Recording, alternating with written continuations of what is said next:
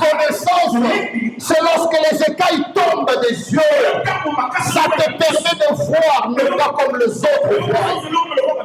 Toi, tu auras la facilité, le privilège de voir et d'entendre ce que les autres ne peuvent voir en entendre. La révélation amène la connaissance. J'ai pris le Dieu de la révélation ce matin. Il ouvre les yeux, il ouvre les oreilles, qu'il seul d'un frère ce matin afin de voir clair. Alléluia. Alléluia. Amen. Que Dieu te bénisse abondamment. Nous sommes dans la joie ce matin. Parce que Dieu, dans son amour, nous a encore renouvelé la vie. Il n'y a pas mieux que la vie. Alors ce matin, j'aimerais te dire, frère, sœur, estime-toi heureux. Parce que le maître de la vie t'a donné son souffle. Tu ne l'as pas mérité. Tu n'as fourni aucun effort. Il était seul lorsqu'il décidait de ta vie ou de ta mort. Mais il a plu à son amour de t'accorder la vie. Que Dieu bénisse son serviteur, le modérateur. Pendant que je chantais, j'ai ressenti la chair des poules. C'est tout là où il disait pourquoi. Alléluia. Tu as un secours qui ne vient que le soir. Parce que le soir, c'est le temps de l'affaiblissement du corps humain. L'homme a besoin d'un repos. L'homme est affaibli. L'homme n'a pas totalement d'espoir. Mais c'est à ce temps-là, c'est ce vers de foi que le secours de l'Éternel se révèle, se manifeste. Alléluia. Alléluia. C'est comme en ce moment, il y avait une femme qui, malgré sa situation, malgré son état, la Bible dit, elle fournissait un effort d'être toujours là dans la synagogue. La Bible dit qu'elle était possédée d'un démon. Il y avait un démon qui habitait en elle. Ce démon la rendait courbe. Ce démon avait imposé en elle l'infirmité. Alléluia. Mais ce qui me réjouit dans le comportement de cette femme, malgré son infirmité, elle était consciente de sa possession. La Bible dit que ça dirait 18 ans. Mais pendant 18 ans, cette femme, cette dame, trouvait son plaisir dans la synagogue. Alléluia. Elle était toujours là. Elle était là en train d'écouter. C'est comme toi. Tu es là en train d'écouter ce message. Alléluia. La dame n'avait pas prié. Elle n'avait pas intercédé. Mais elle était là dans la synagogue. Pourquoi elle était là? Parce qu'elle l'espérait. Alléluia. Elle venait dans la synagogue parce qu'elle l'espérait. Elle avait la foi au Dieu des enfants d'Israël. Elle espérait que dans la synagogue il existe des choses qui se font. Elle se disait en elle, certes je suis possédée, oui j'ai de l'infirmité, mais que j'aille quand même, que je participe quand même, que je trouve quand même mon plaisir dans la synagogue. Elle a dû forcer, elle a dû se battre. Alléluia. Dans la synagogue. Elle ne savait pas qu'un jour Christ viendra et Christ ordonnera sa délivrance. Bien-aimé, ça va faire 2 semaines que nous parlons d'un thème très important intitulé La fille d'Abraham. Alléluia. Malheureusement, la plupart d'entre nous étaient absents. Alléluia. Je prie le Seigneur de te fortifier, de te faire comprendre la nécessité, l'urgence de t'attacher à Dieu. J'ai prié le Seigneur de t'ouvrir les yeux afin que tu voies ce qui se trame et ce qui se prépare contre ta vie. J'ai prié le Seigneur de te faire comprendre ce que le diable a sémé dans ta vie. Peut-être tu ne te rends pas compte. Il est écrit, pendant que celui qui plantait était distrait, l'ennemi était aussi venu. Il avait planté les livrets. Et c'est le livret qui commençait à détruire la sémence. Il existe toujours un ennemi. L'ennemi du semeur. L'ennemi de Dieu. Rôde tout autour de ta vie. Il est en éveil. Il est là pour t'observer. Il est là pour voir chaque faille de ta vie. Chaque distraction de ta vie. C'est pourquoi il est écrit, il rôde tout autour de nous. Il vient pour arracher, pour dérober, pour tuer. Alors il faut que le Seigneur te fasse comprendre ce jour. Sinon tu vivras, tu marcheras, tu feras tout ce qu'il faut faire sans pour autant te rendre compte des enjeux réels de ta vie. La connaissance, c'est lorsque les écailles tombent des yeux, ça te permet de voir, ne pas comme les autres voient. Toi, tu auras la facilité, le privilège de voir et d'entendre ce que les autres ne peuvent voir en entendre. La révélation amène la connaissance. J'ai pris le Dieu de la révélation. Ce matin, il ouvre les yeux, il ouvre les oreilles, il sort d'un frère ce matin afin de voir clair. Alléluia. Oui, il faut voir clair. Comme Géasi avait vu clair. Il ne se rendait pas compte qu'autour de lui il y avait de chevaux de feu. Et pourtant il avait peur, il craignait sur son sort. Mais gloire soit rendue à Dieu. Les dieux qui vient dans la synagogue pour visiter une femme. Ce matin, je suis là pour te présenter le Dieu d'Israël. Il avait dit ceci. Ici, il y a plus qu'Abraham. Parce qu'Abraham avait désiré mon jour. Abraham avait envié mon jour. Aujourd'hui, estime-toi heureuse et heureux. Parce qu'au milieu de nous, il y a plus qu'Abraham. Alléluia. J'aimerais que la fille d'Abraham célèbre. J'aimerais que la fille d'Abraham célèbre. Les yeux de Sam, les yeux qui vivent, les yeux qui opèrent de miracles, le Dieu qui est capable de localiser une femme qui est démoniaque, mais qui ordonne sa délivrance. Parce qu'en lui, il est dit que tout pouvoir lui a été donné dans les cieux, sur la terre, sous la terre, dans les eaux.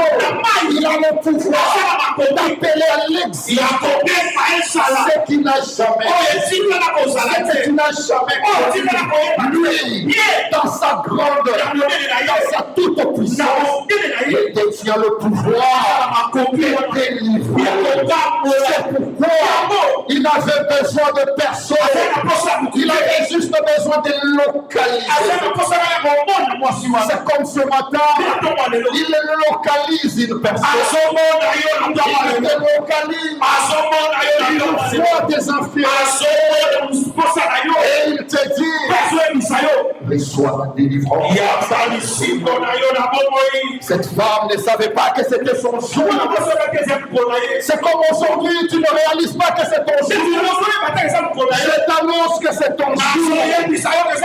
Il t'avait localisé avant même que tu ne viennes en France. Il t'avait vu. Il avait vu ton infirmité. Il avait vu combien tu étais courbé. Combien ces démons t'avaient possédé pendant des années. Combien ces démons t'avaient saisi, possédé, obsédé, oppressé.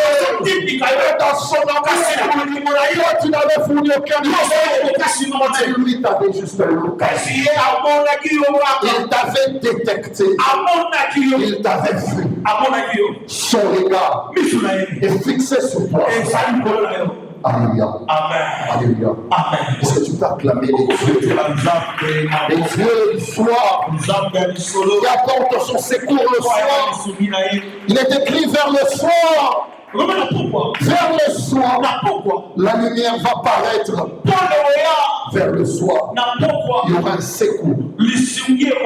Et ce matin, c'est un matin, mais c'est un soir. Exactement. Pour le secours de l'Éternel. Mais exactement, rendez-vous dans ta vie. Amen, amen. Amen. Est-ce qu'on peut encore acclamer le Seigneur?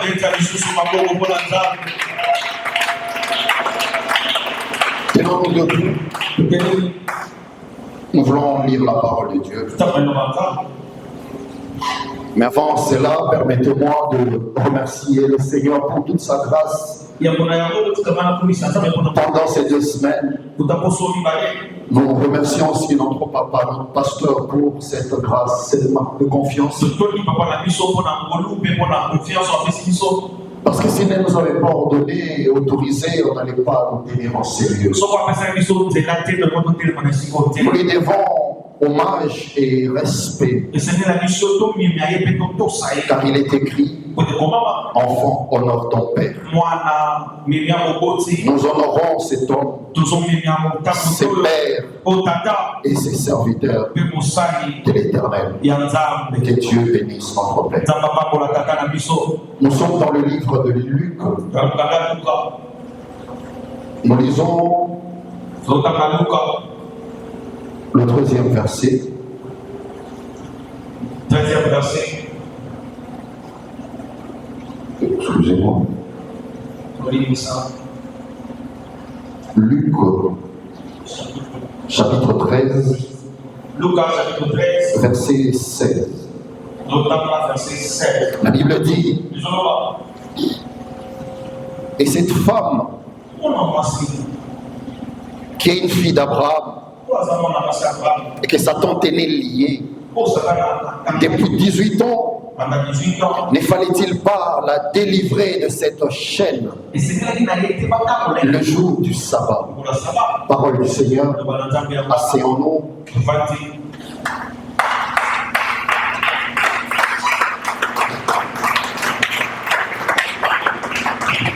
Nous avons longuement, beaucoup de hommes de Dieu ont intervenu sur ce sujet, ce thème. La fille d'Abraham. Le premier intervenant, c'était le docteur Trésor Kabundi.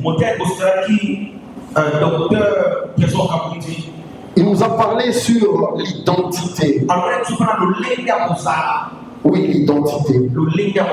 La Bible dit, cette femme est aussi une fille d'Abraham.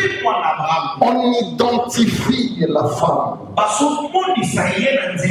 Or, lorsqu'on identifie une personne, on ramène la personne à l'origine, à ses origines. Or, les origines ou l'origine, c'est ça même la racine. Alléluia. Amen. Je me rappelle une fois, j'effectuais une mission de service.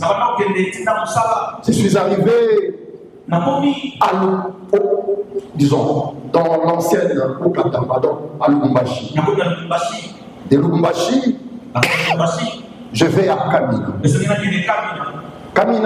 Kamina, c'est là qu'est née ma mère. Parce que ma mère, elle est katangaise. Et j'arrive, je rencontre certaines personnes qui me posent la question: quel est ton nom? Je donne mon nom. Je suis Bobungo Ikapo. Et on me dit: quel est le nom de ta mère? Je donne le nom de ma mère. Alléluia. Amen.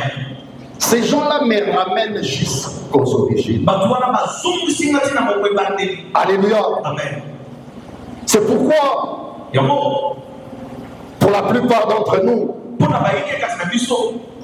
par exemple au Kassai, on te dira que tu es Mkwatomolo, par exemple. C'est-à-dire, on fait référence à ton origine. Tu t'appelles Marco. Mais Marco, pour mieux t'identifier, Marco est le fils d'Abraham Kaban. Alléluia. Donc, on l'identifie non pas parce qu'il est Marco, mais on l'identifie au travers de son origine. Et s'il doit obtenir une faveur, il n'aura pas la faveur parce qu'il est Marco, mais il aura la faveur à cause de son origine. Alléluia. Alléluia.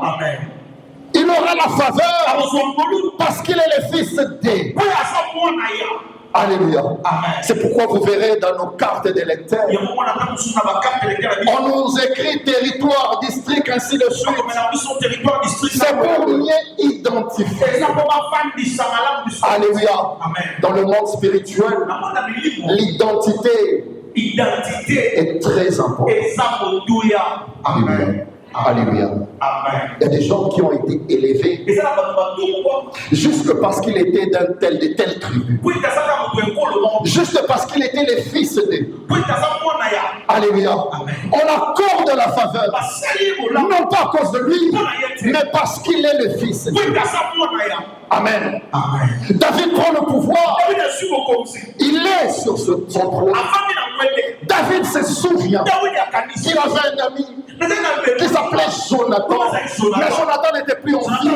David dit: cherchez-moi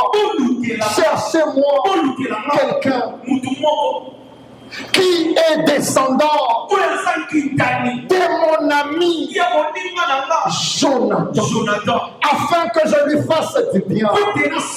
Il existe de bien et nous bénéficions, non pas à cause de nous, non pas à cause de notre beauté, non pas à cause de nos efforts, mais à cause de nos origines.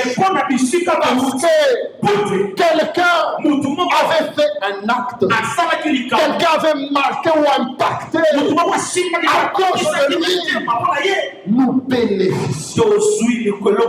Alléluia. Amen. Alléluia. Amen. Alléluia. Est-ce qu'on peut acclamer le Seigneur?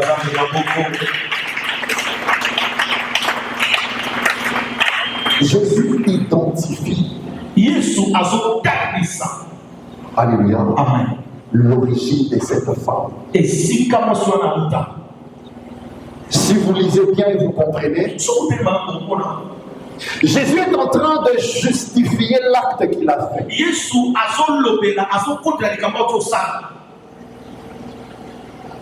Parce qu'il était menacé. Alléluia. Amen. Je vais ouvrir une parenthèse.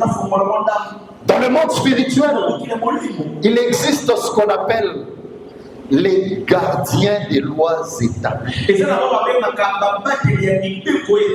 Je veux que tu notes ça bien.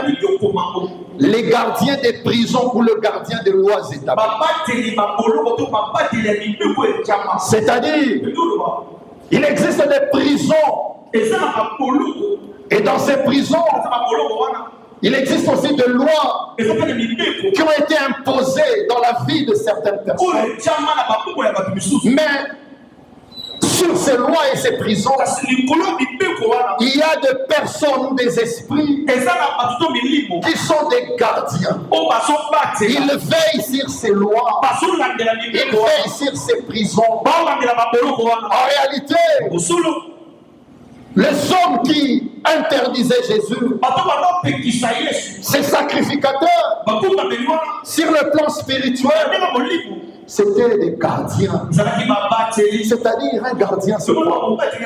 Le frère Marco est possédé. Mais le frère Marco ne peut pas être délivré sans la vie de ses gardiens. Ils savent que Marco est prisonnier. Il y a une loi qui fait que Marco soit prisonnier. Ils sont là pour veiller à ce que Marco n'obtienne pas la délivrance. Ils veillent sur cette loi qui condamne Marco. C'est pourquoi Jésus devrait justifier pourquoi Marco doit être libéré. Et ces veilleurs ou ces gardiens de loi connaissent la loi du rachat, de la liberté et de la délivrance. Alléluia. Il faut un code. Alléluia. Il faut un code de déverrouillage. Et ces codes, ces gens-là doivent être informés. Le pourquoi et les comment de la liberté des femmes. Vous allez vous souvenir que Jésus fait entrer à Jérusalem. Il dit, allez quelque part. Vous trouverez un anneau dont personne n'est monté dessus. Si on vous posait la question, dites à la personne qui vous posera la question, le maître en a. Mais qui était cette personne qui veillait sur ces bateaux? Ce sont des gardiens de loi, des gardiens de prison. Ils préfèrent que cet anneau soit prisonnier. Il veille, il garde cet anneau prisonnier. Alléluia. Mais pour que l'anneau soit libéré, il faut qu'il y ait une parole. Il faut qu'il y ait quelqu'un pour leur dire, libérer cette personne. Le maître a besoin. Ces veilleurs, ces gardiens ne connaissent que le maître. Alléluia. Ils ne connaissent que la voix du maître. Un autre exemple. Je parle de gardiens des lois. Des gardiens lorsqu'on est lié. Dans le monde spirituel, il y a des gens qui gardent, qui maintiennent les liens. Le ministre de la Justice, on l'appelle garde de sceaux. C'est lui qui veille sur les sceaux de l'État. De la même manière, il y a des gardiens des lois. Dans ta famille, il y a une loi qui dit que personne ne peut étudier. Il n'y aura que des D6, pas des universités. Et lorsque cette loi est prononcée, il y a des veilleurs, des gardiens qui sont là pour veiller afin que cette loi ne soit pas violée. Alléluia. Amen. Mais ces jours-là, il y a une loi qui avait été violée. Jésus avait violé la loi. Alléluia. Amen. Jésus dit, cette femme est aussi une fille d'Abraham. Lorsque ces veilleurs, ces gardiens de loi ont écouté que la femme est une fille d'Abraham, ils vont se taire. Ils vont laisser faire. Ils vont ouvrir la voie pour que cette femme obtienne la grâce. Je ne sais pas si je me fais comprendre. Jésus est en train de justifier face à ces gardiens de loi. Alléluia. Souvenez-vous. Dieu chasse Adam et Ève. Mais qu'est-ce que Dieu fait? Dieu envoie de chérubins avec des épées flamboyantes. Ils sont venus garder les jardins dedans. Les gardiens de loi. C'est-à-dire empêcher à l'homme et à la femme de retourner. Alléluia. Dans ta vie, dans ta famille, dans le monde spirituel, il existe des gardiens, des veilleurs, des lois établies et des prières. Ils sont là. Ils existent. Rien ne peut se passer sans eux. Alléluia. C'est pourquoi ces gens-là écoutent des codes spirituels. Ces veilleurs, ces gardiens des lois établies connaissent des lois saintes. Ils sont soumis à la volonté du Créateur. Ce que Dieu dit, ce que Dieu fait voir, c'est là ils le connaissent. Et ils sont soumis par Amen, amen. Amen, amen. Amen. Il fallait que Jésus explique que cette femme est aussi une fille. Amen, amen. Amen. Mais bien aimé dans le Seigneur,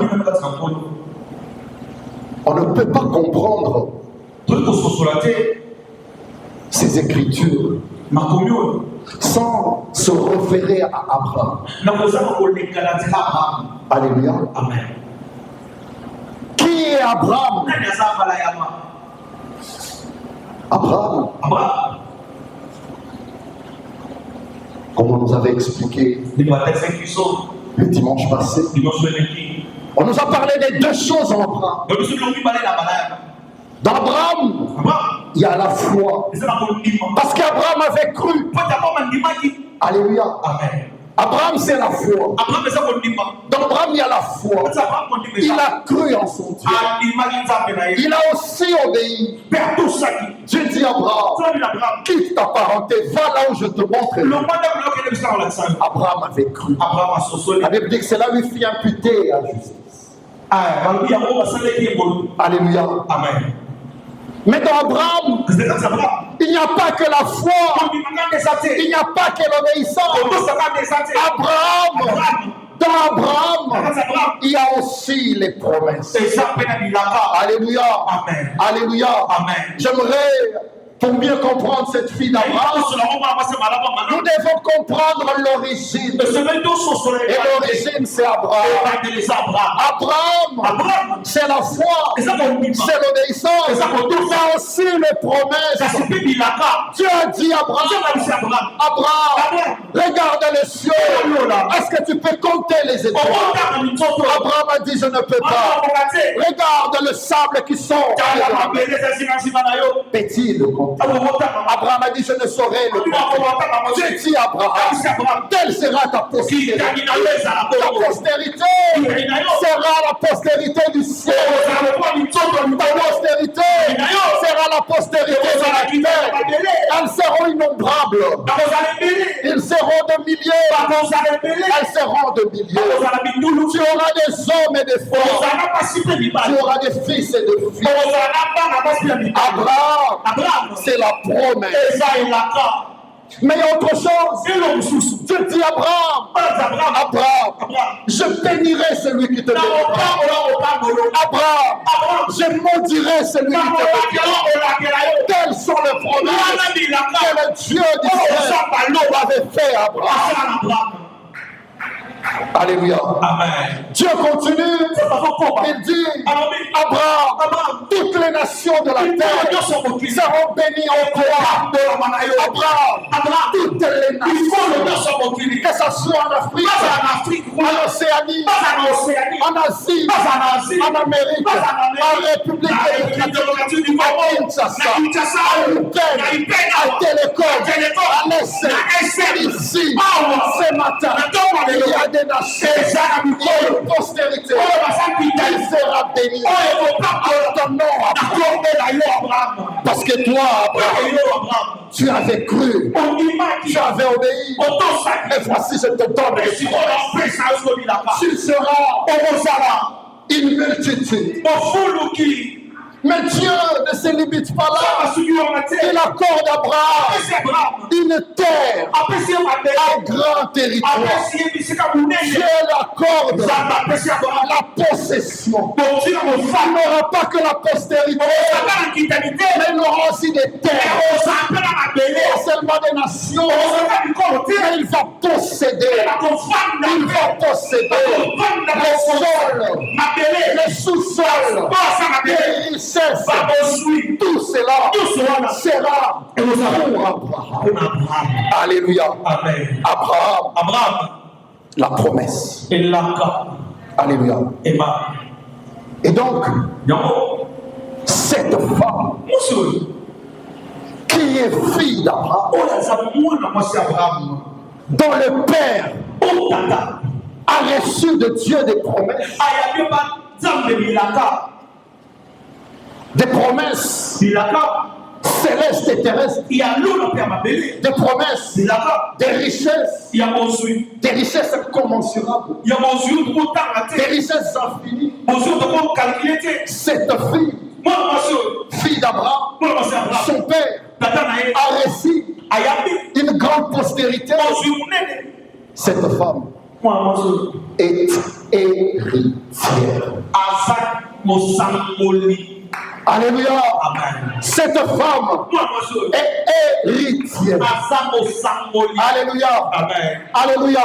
Alléluia. Elle en a de droit. Alléluia. Amen. Elle n'a pas besoin de les négocier. Elle est aussi une fille d'Abraham. Ça veut dire elle a le plein droit de l'héritage de son père. Alléluia. Mais regarde le paradoxe. Cette femme qui est héritière a été à un moment de sa vie possédée. Un démon habitait en elle. Un démon l'a rendue prisonnière. Cette femme a été à un moment de sa vie courbée.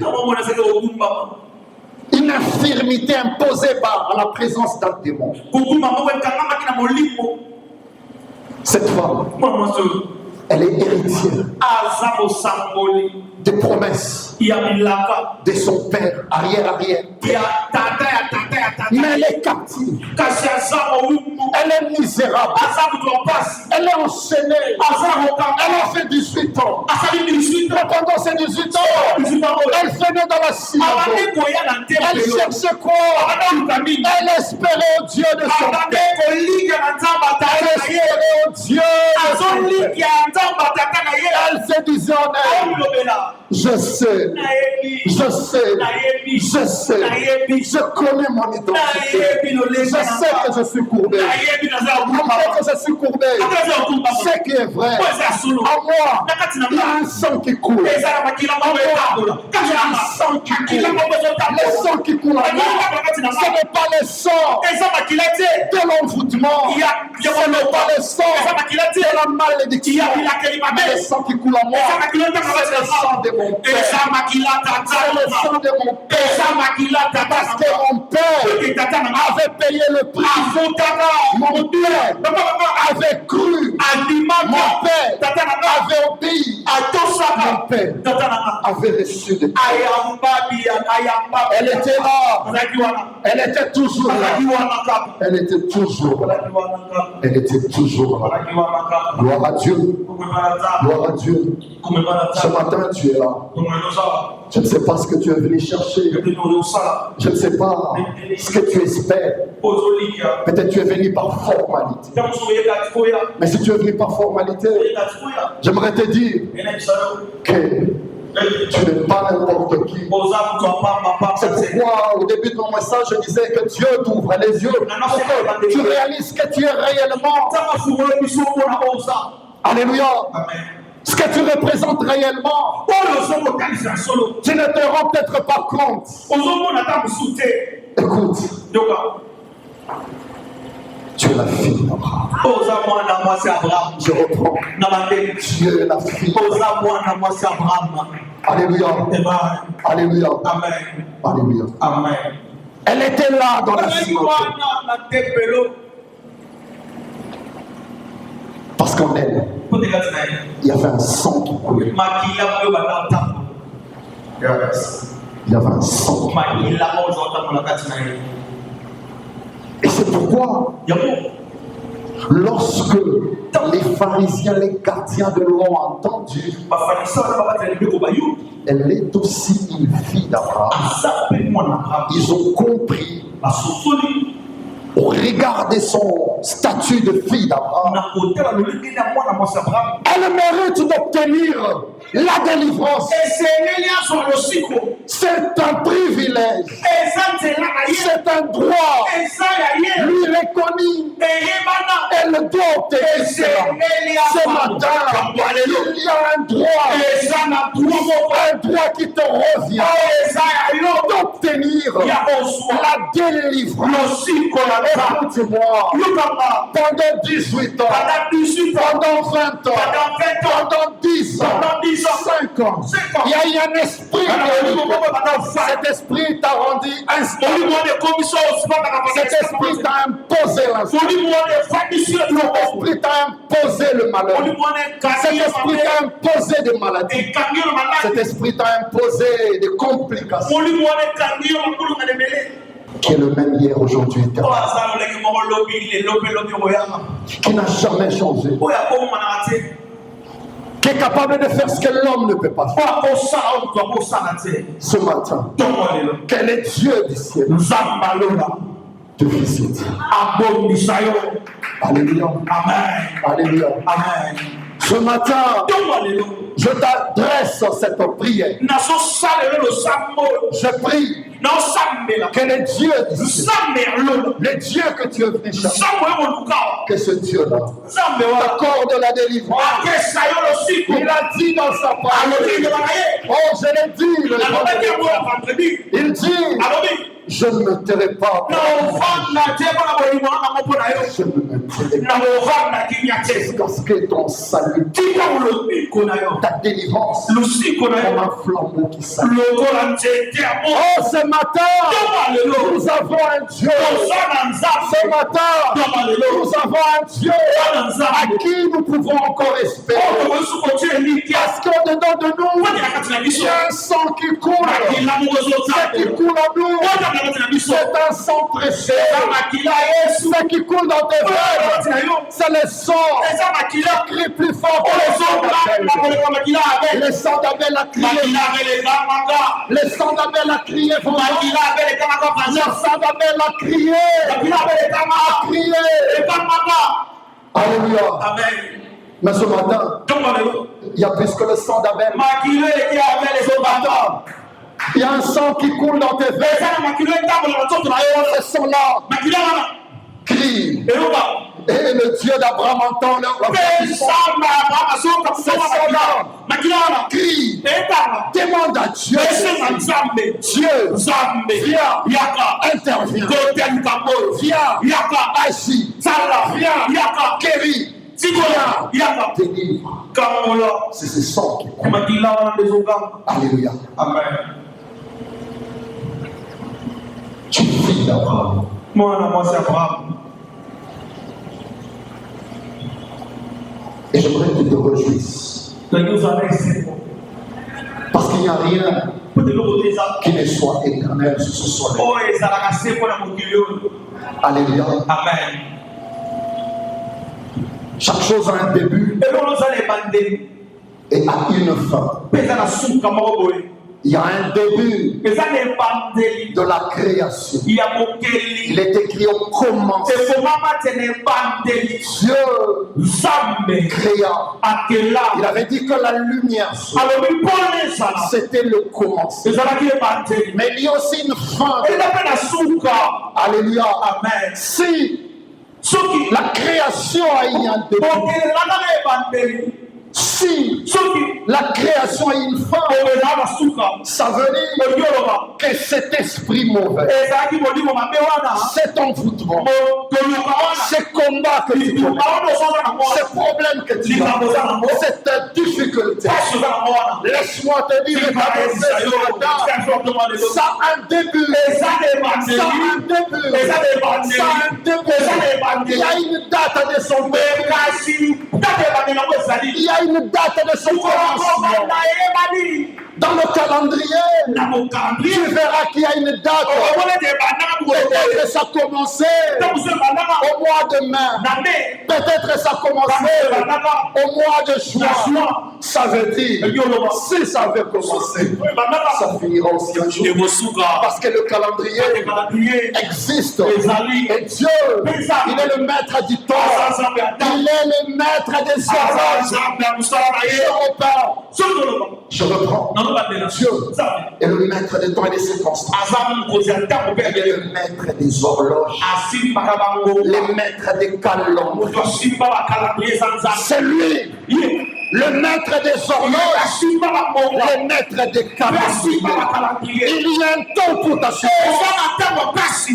Il y a une date pour ta souffrance. Il y aura aussi un temps pour ta liberté. Il y aura une date pour ta consolation. Ainsi dit l'Éternel. Ainsi dit le maître des horloges et des calendriers. Alléluia. Amen. Cette femme ne pouvait pas imaginer que son jour était arrivé. Elle était venue comme tu es venu, courbée avec sa charge et son fardeau. Elle était venue comme tu es venu ce matin, avec sa douleur, avec sa honte. Elle était courbée. Elle est entrée dans la synagogue. Elle était venue adorer comme on a adoré ce matin. Elle était venue avec son offrande quand tu l'as menée ce matin. Mais elle ne savait pas qu'il existe un jour, qu'il existe un début de chaque chose. Il y a aussi une fin de chaque chose. Elle avait fait 18 ans. Il y a un début de sa possession. Il y a un début de son infirmité. Mais ce jour-là, c'était la fin. C'était la fin. C'était la fin. Dieu, dans sa grandeur, dans sa divinité, il avait décidé de mettre un point. Alléluia. Yes. Il avait décidé de mettre un point. Ce matin, Dieu décide de mettre un point. Un point, ça veut dire la fin d'une phrase. Un point signifie fini. C'est fini. Ce matin, j'ai envie de te dire, aujourd'hui, il y a un point. Il y a un point dans ce que tu as. Un point dans ce qui t'arrive. Un point dans ces combats. Un point dans ces difficultés. Un point. Et c'est lui qui le fait. C'est le meilleur écrivain. Il avait écrit le livre et l'histoire de lorsqu'il écrivait cela, il avait écrit, il a commencé l'histoire avec une lettre majuscule. Parce qu'on commence toujours lorsqu'on écrit avec avec majuscule. Il a écrit. Pendant qu'il écrivait, il y a des étapes où il y avait des virgules. Il y a des étapes où il y avait de points d'interrogation. Ça, c'est l'histoire de ta vie. Dieu était en train de dire. Il y avait de virgules. Il y avait de points d'interrogation. Il y avait de points d'exclamation. Il y avait beaucoup de choses qu'il écrivait. Parce que c'était un début. Il l'écrivait. Il l'écrivait. Il savait qu'un jour, tu connaîtras ce que tu connais. C'était écrit dans son livre. N'est-il pas écrit que dans son livre, tout était écrit. Ce qui t'arrive, ce n'est pas une surprise. C'est peut-être une surprise pour toi. Mais ce n'est pas une surprise pour lui. Dans son livre, tout était écrit. Il avait écrit des périodes de souffrance. Il avait écrit ton passage dans la vallée de Baca. Il avait écrit ton passage dans le désert. Il avait écrit aussi que Pharaon va te poursuivre. Il avait écrit malgré que Pharaon va te poursuivre. Moi, l'Éternel ton Dieu, je vais fendre la mer rouge en deux pour te frayer un chemin. Il avait écrit ça. Il avait écrit que pendant qu'il y aura les ténèbres, toi l'Éternel, je mettrai la colonne de nuée afin que tu ne sois pas dans le afin que tu vives à la nuit. Il l'avait écrit dans son livre. Et un jour, tu seras affamé. Tu crieras. Et moi, je te répondrai. Je ferai descendre la manne. C'était écrit. C'est pour toi. Au moment de tes douleurs, c'est Dieu là t'a nourri. Il avait écrit que tu seras malade. Mais dans son livre, dans sa lettre de ta vie, il avait prévu la guérison. Parce qu'il est Rapha, parce qu'il est le baume de Galade, parce qu'il est le remède. Il l'avait écrit. Il avait écrit que tu seras locataire. Mais Dieu, dans son livre, il avait prévu de faire de toi une barrière. C'était écrit dans ton livre. Il était écrit. Tu auras des enfants. Mais il y aura un moment où tu auras des difficultés. Mais lui, il s'élèvera comme Jéhovah Rapha afin de pouvoir des enfants qu'on ne donnait pas des chances. Mais comme tes enfants, que personne ne pouvait donner des chances. Mais Dieu, lorsqu'il écrit, il savait qu'il faut grandir avec du jeu. Mais il y aurait un moment là où le monde de ténèbres avait mis toi, lui n'avait pas mis. Il continuait. Il avait dit, lorsqu'il écrivait, qu'ils vont grandir, ils vont étudier, ils seront des universités, ils feront l'emploi. Certains vont voyager. Lorsqu'il écrivait, toi tu ne savais pas, tu n'étais rien. Il l'écrivait. Il l'écrivait. Ce matin, il continuait. Il continuait. Cette femme est condamnée. Elle est condamnée parce qu'on l'a attrapée en flagrant délit d'adultère. Elle doit être lapidée. Et on vient poser la question. Entre Jésus Jésus écrit l'histoire de cette femme. Cette femme, Jésus commence son histoire dans l'introduction de ça. Jésus entre dans le développement, dans le parcours de cette femme. Elle a connu une vie pas bien. Jésus écrivait ça. Il écrivait ça. Il écrivait. Mais dans sa conclusion, cette femme condamnée, vous voulez qu'elle soit condamnée? Jésus dit, celui qui n'a jamais péché, celui qui n'a jamais fait l'erreur, alors qu'il le jette là. Et Jésus dira, qui t'a condamné? Moi aussi, je ne te condamne pas. Vas-y, va en paix. Ce matin, ceux qui t'ont condamné, Dieu du ciel a pris son stylo, il a pris sa gomme, il a effacé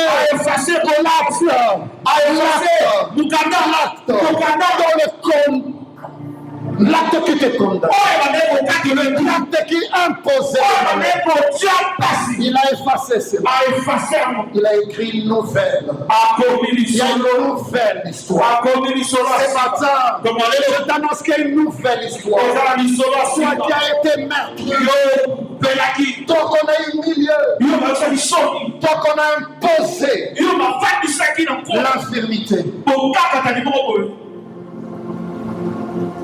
Avec son stylo, il écrit autre chose. Il écrit une nouvelle histoire. Une nouvelle histoire commence.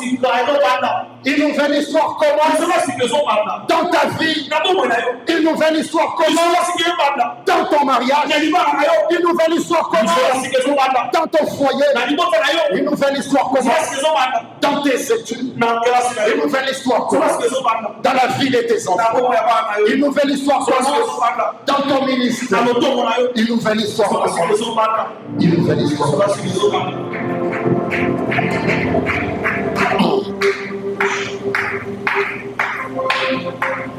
Pour conclure, Jésus,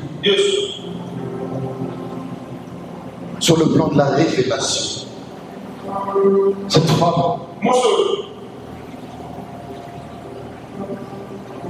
c'était Israël aussi. Israël qui était condamné, qui demeurait esclave de loi de Moïse. Mais lorsque Jésus vient, il vient effacer la loi. La loi qui disait que rien ne peut se passer le jour. Cette loi qui imposait des gens à ne demeurer que dans la synagogue, à ne venir qu'adorer Dieu dans la synagogue. Jésus dit, il vient annoncer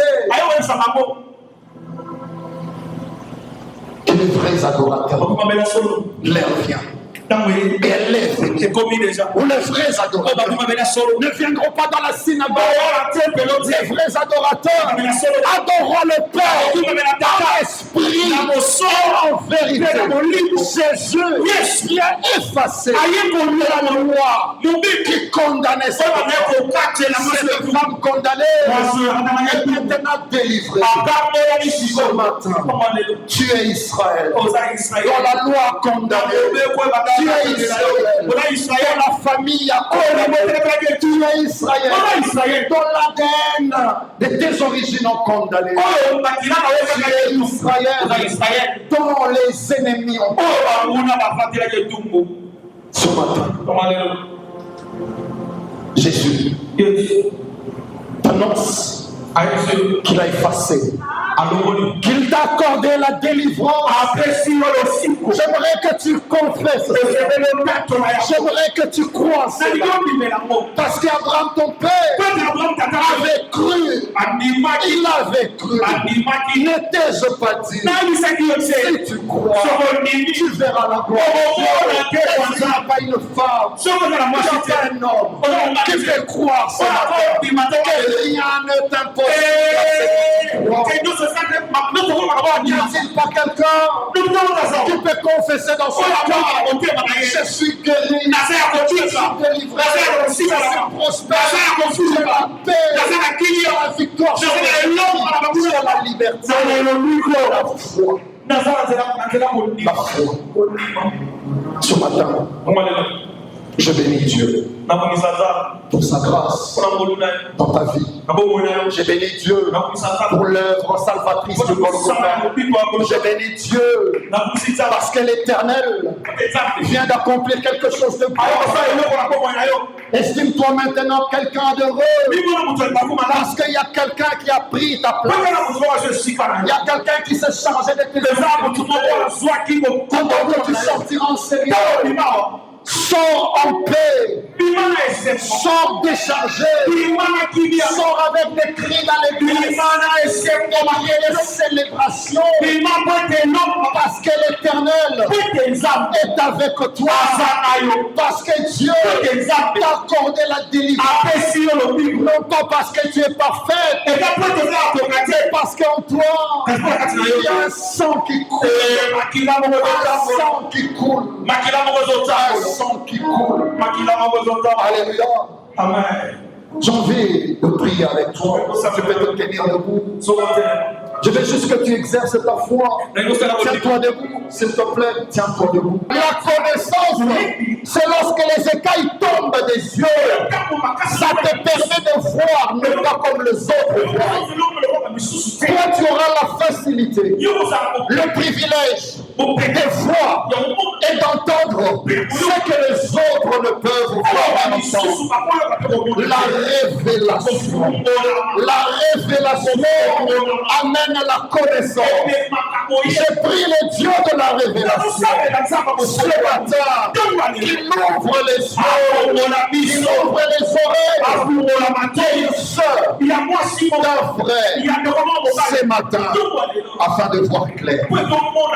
Alléluia. Amen.